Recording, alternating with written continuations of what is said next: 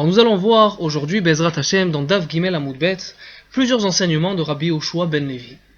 Il y en a 8 au total, entre le Daf Gimel et le Daf Dalet, et nous allons commencer avec un premier enseignement que la Gemara avait déjà parlé. Goufa, nous sommes à 4, 6, 7e ligne, avant l'élargissement, nous sommes à Goufa. Amar Rabbi Yehoshua ben Levi, Krar vechol asamuchlo vechol anireimo nidon kekrar. Un village, une ville qui est proche, ou bien qui est loin mais qui est visible, d'une ville fortifiée, a le même statut qu'une ville fortifiée. Ça on l'a déjà vu. On a déjà vu qu'une ville fortifiée, il y a plusieurs villes autour, une ou plusieurs, auront le même statut, seront considérées comme des villes fortifiées.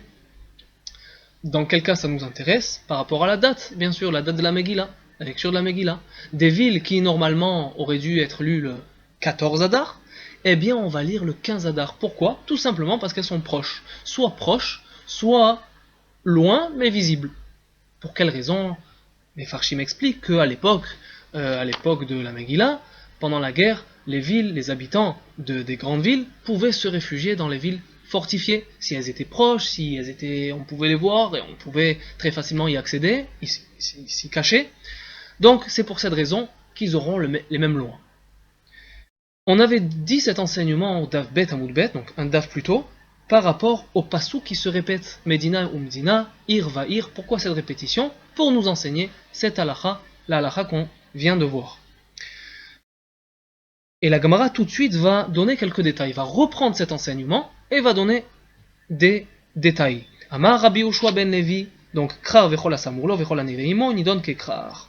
Tana, Samur afalpi sheno nire, nire afalpi sheno samur. Voilà, la Gemara nous enseigne ici. Est-ce que l'on a besoin des deux paramètres, Il faut non seulement qu'elle soit proche et en plus qu'elle soit vue, ou bien non, ça suffit soit l'un, soit l'autre. Soit elle est proche, même si elle ne se voit pas, ou alors elle se voit, mais elle est loin. Donc est-ce qu'il faut les deux ou bien l'un ou l'autre? Et la Gemara nous dit non, soit l'un, soit l'autre. Samour afalpi sheno nire, nire afalpi sheno samour. Et la Gemara va tout de suite expliquer les cas. On comprend qu'une ville de loin, on puisse la voir. Mais on ne comprend pas le cas d'une ville qui est proche et que je ne la vois pas. Comment c'est possible? Alors, Bishlama, nir'e afalpi sheno samour, mashkachatla gegondeyad va berosha'ar. Nous comprenons le cas d'une ville qui est vue, bien qu'elle ne soit pas proche, elle est loin. Comment? Dans quel cas j'aurais une chose pareille? Eh bien, lorsque cette ville elle se trouve en haut d'une montagne, sommet d'une montagne. Bien sûr, pas sur le même niveau, mais en hauteur. Donc, du bas de la montagne, je peux voir la ville qui se situe en haut de la montagne. Maintenant, le cas contraire. Je suis proche de la ville, mais je ne la vois pas. Alors, comment on va trouver ce cas-là? Et la Samour Afalpi Shenonire. Et Chimash Kachatla, comment je peux trouver un cas pareil? Amar Rabbi Irmia Shiyoshevet Benachal. Rabbi Irmia nous enseigne que lorsque cette ville-là est installée, qui n'est pas au même niveau, en vérité. Elle n'est pas au même niveau, donc. Ici se situe la ville entourée de murailles, par exemple, et là la grande ville. Donc elle aura le même statut que la ville entourée de murailles. On lira ici aussi le 15. Pourquoi? Parce qu'elle est proche. Même si ses habitants ne voient pas cela, mais puisqu'ils sont proches, alors ils auront les mêmes lois. On a vu le premier enseignement de Rabbi Yehoshua ben Levi. Nous attaquons tout de suite le deuxième enseignement.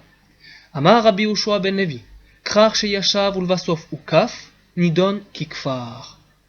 Alors, la manière de construire une ville entourée de murailles. Est-ce que l'on va en premier s'installer et après construire les murailles, ou bien en premier construire les murailles et ensuite s'installer? En fonction de cela, ça va s'appeler ville entourée de murailles ou pas. Et la Gemara tout de suite va nous dire que non, il faut d'abord construire les murailles et après s'installer. Si on a une ville qui a procédé ainsi, donc a construit des murailles, et après les habitants vont venir s'installer, là cette ville a le statut de ville fortifiée. Si j'ai le contraire, si j'ai une ville maintenant qui s'est installée, les habitants sont venus, se sont installés, et ensuite ils ont fait des travaux et ont construit des murailles, ça n'a pas le din, et ça n'a pas, cette ville n'est pas considérée comme Mukafroma, comme une ville qui est fortifiée, bien qu'elle en ait. C'est un enseignement, c'est une loi. Rabbi Yoshua ben Levi nous enseigne donc Rar Sheyashav Ulvasov ou Kaf, donc une ville dont les habitants se sont installés et ensuite ont construit une muraille, eh bien c'est pas la bonne façon de faire et c'est considéré comme un kfar, comme une ville, un village, mais pas considéré comme une ville fortifiée. Maïta'ama, pour quelle raison? Et je vais la prendre d'un pasouk. Dirtiv, Veish ki imkor bet moshav ir choma. Nous la prenons d'un pasouk. Ce pasouk se trouve dans Parashat Emor et nous parle Béar, pardon, et nous parle du rachat, racheter une terre. Une personne qui a vendu une terre, elle peut la récupérer. Elle peut la récupérer, donc ça va dépendre si c'est une ville entourée de murailles, pas entourée de murailles. Et là-bas, la Torah donne tous les détails. Nous ramenons, la Gemara ramène un pasouk, ici, en ce qui concerne les Baté Arechoma, donc ces villes-là qui peuvent être rachetées, et va déduire d'un de ces pasouks, d'un de ces psukim, va déduire l'ordre. Est-ce qu'on construit d'abord les murailles, ou bien on vient s'installer? Veish ki imkor bet moshav irchoma. Et de ce pasouk, je vois qu'il est écrit bet moshav, les habitants vont venir s'installer, irchoma, à l'intérieur d'une ville fortifiée. Donc, en tant qu'allusion, j'apprends que les habitants vont venir s'installer après que les murailles ont été construites. Donc ce pasouk vient nous enseigner chez Ukaf ulvasov yashav, velo chez yashav ulvasov ukaf. Donc que les habitants vont devoir s'installer après la construction des murailles et pas le contraire, pas avant. C'est vrai que les Mefarshim posent la question, mais comment je vais savoir? Comment je sais que du temps d'Yehoshua ben Nun, telle ville a été construite de cette façon et pas de cette façon? À l'époque, il y avait les Kénaanim. Et lorsque je suis rentré, lorsque les Bnei Israël sont rentrés en Eretz Israël et se sont installés, il y avait déjà les Kénaanim qui avaient à l'époque. Et donc, il y avait déjà des murailles. Après l'installation des Bnei Israël, il y avait déjà des murailles. Donc certaines villes ont été, certaines villes il y avait déjà la muraille et ensuite l'habitation, mais certaines villes non, c'était le contraire. Alors comment on peut savoir du temps d'Yehoshua ben Nun quelle ville a été construite, dont les murailles ont été construites en premier, et quelle ville les Bnei Israël sont venus habiter après les murailles? Donc on ne sait pas.